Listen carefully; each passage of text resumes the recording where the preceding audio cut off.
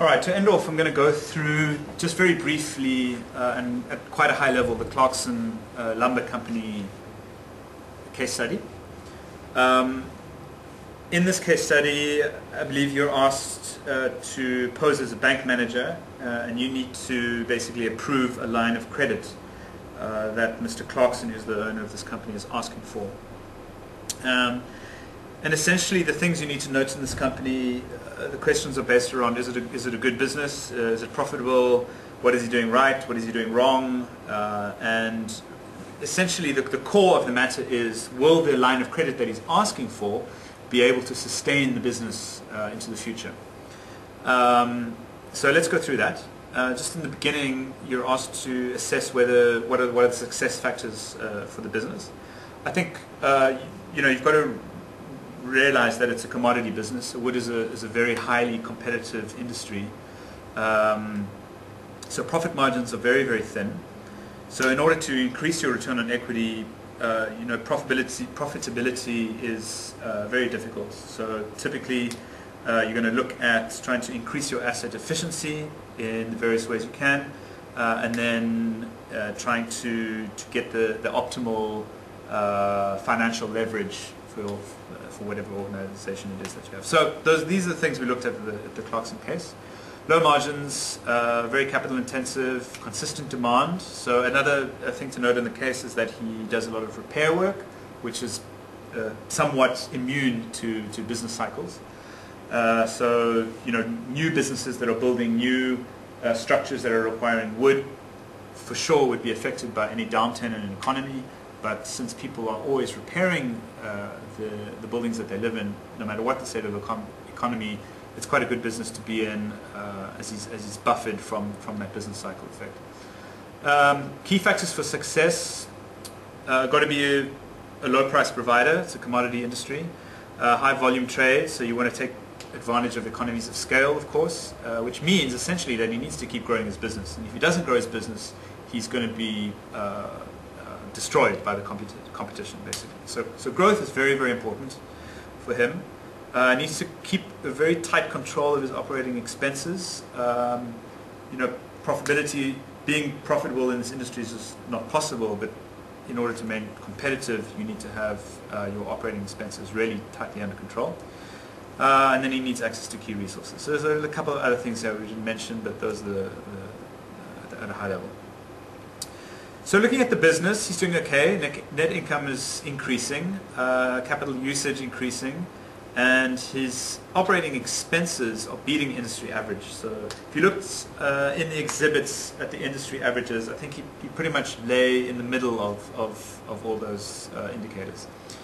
However, his weaknesses were his inventories and accounts were just too high, and that puts him in a cash flow problem, which is really critical as he takes on more debt, because remember, you need to pay the interest on debt with cash. So if he's having cash flow problems in the business, he's not going to be able to pay the interest on that debt, and that could mean that he will fall into bankruptcy. Okay, so looking at his financial policy, very highly geared, slightly higher than the industry averages, and it doesn't seem to be a trend that's going away. Very consistent, and then just looking at some other financial ratios there. On times interest earned, interest cover on cash and on profit are weakening year on year. So really his issues here are cash and his liquidity. And then we come to the core of the matter, which is why does he need to borrow money to support a profitable business in the first place? So you as a bank manager need to ascertain that.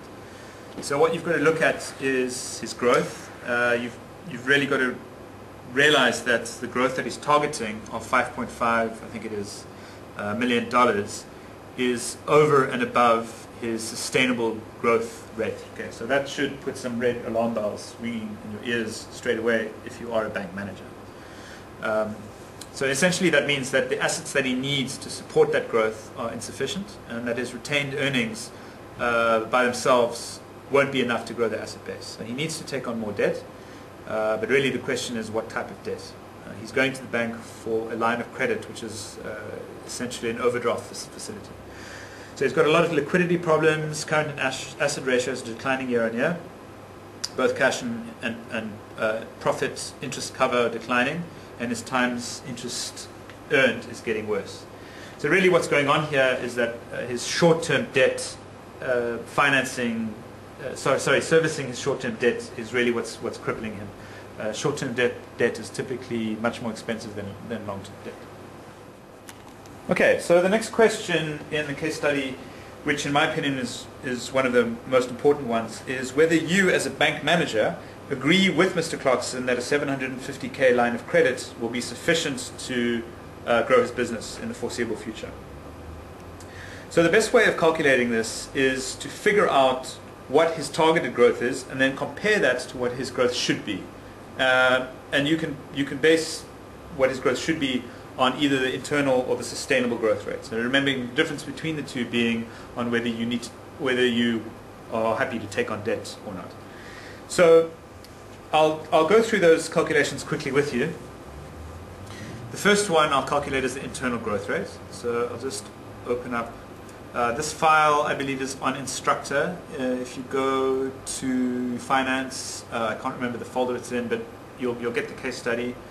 And it's exactly the same figures that are published in the financial course reader. So let me just clear this away. So to calculate our internal growth rate, remember we're going to use that famous formula.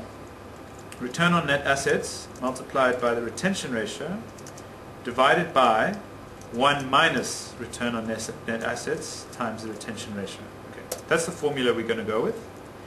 Remember that in this case we're using a retention ratio of 100%. And remember that return on net assets is net income divided by net assets. And net assets are fixed assets plus current assets minus current liabilities. Okay. So I'm going to source all of that information. I'll start with net income. For 1995, which is this column here, you can see that our net income was 77. So I'm just going to anchor to that cell.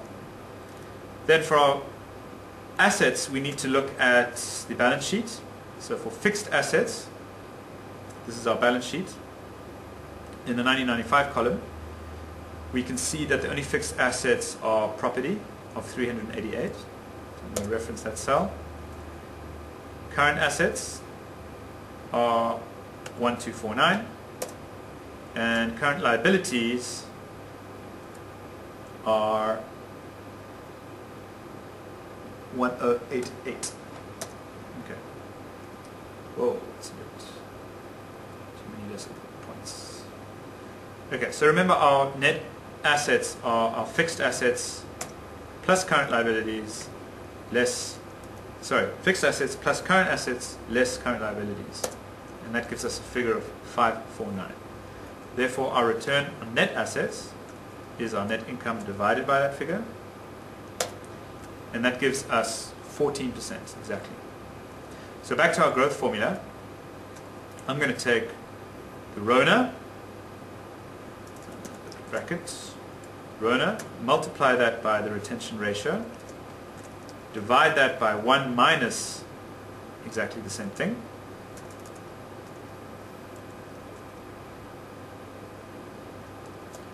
and that gives me my internal growth rate, 16.31%, which is what I've got in the PowerPoint slide. Okay, now to calculate the sustainable growth rate, there are two ways we can do it. The one is to calculate our return on equity using the DuPont identity, or the other way is just simply to take the net profit after tax from this year and divide that by what the return on equity was at the end of last year. Okay, which is a much simpler way. So remember our formula, G star equals ROE, opening balance. So let me just put that in a subscript.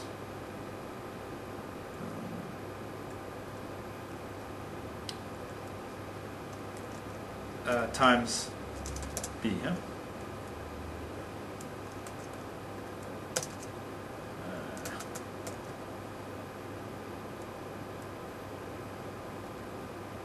Where's my format? Painter.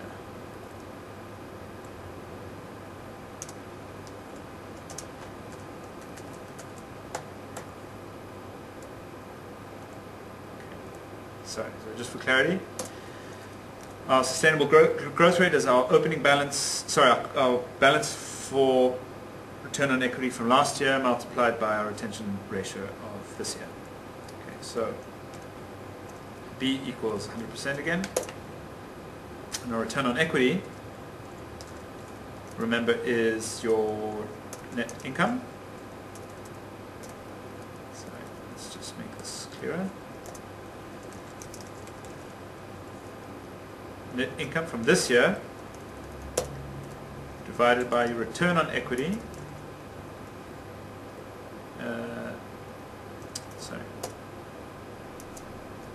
Equity from last year, which is 1994.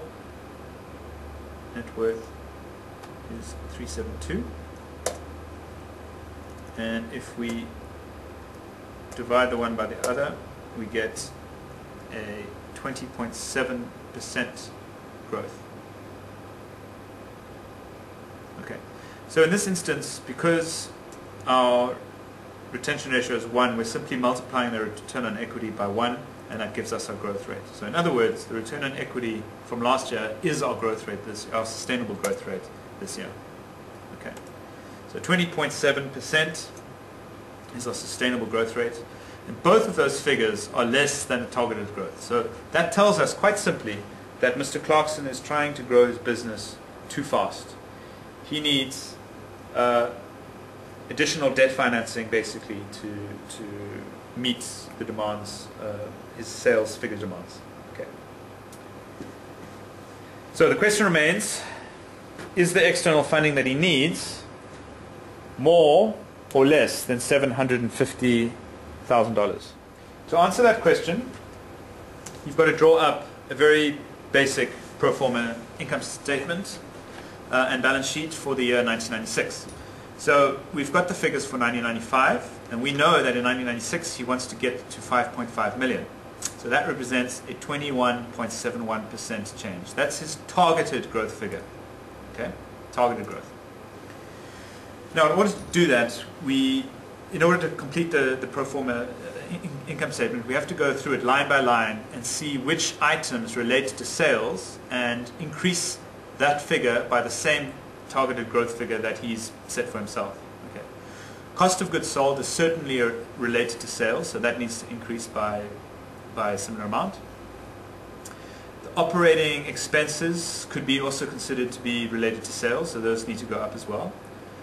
The interest will be a function of the debts that he takes on, and for this example I've just assumed that stays at 11% because that's the same interest that he's paying on the other debt that he has.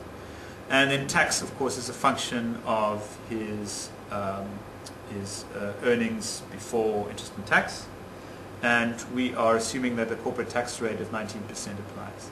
So that'll give him 95 or rather $0.95 million at the end of the year. And if we then plug that in as retained earnings into his balance sheet, we need to see whether that will sufficiently cover the growth in asset base that he needs. So by plugging those figures in, you can see that it doesn't.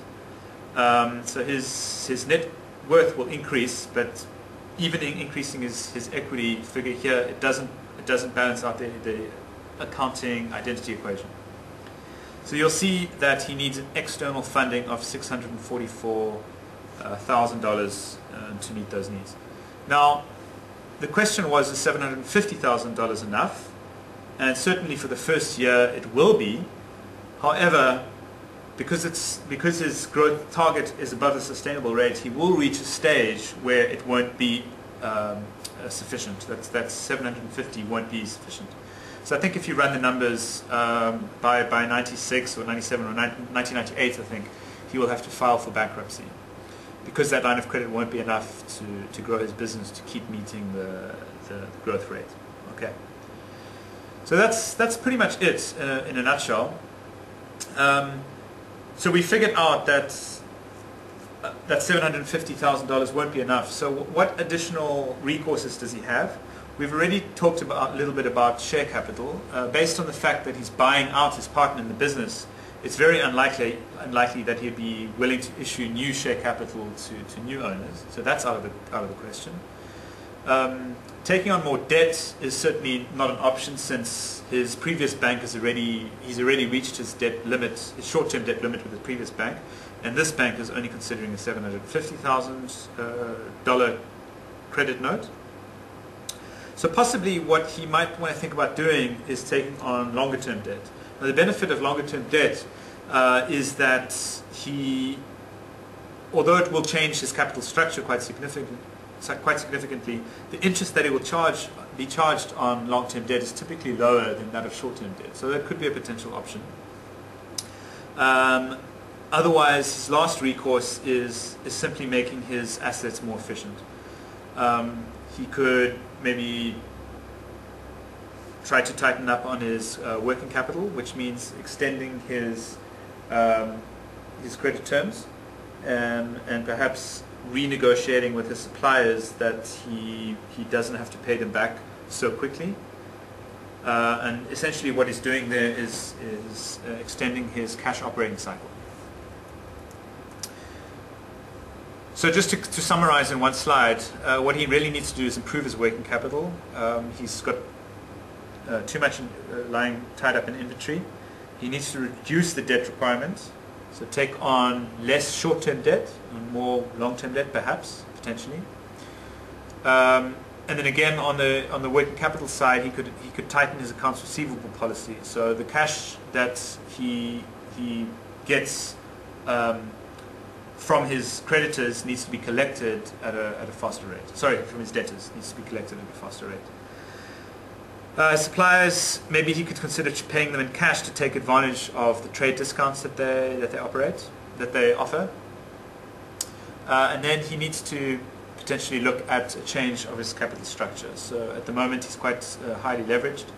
Perhaps he needs to think about ways to fix that. So the industry is attractive. He's a reputable businessman. It's a good industry to be in. He is buffered from business cycles. Yeah.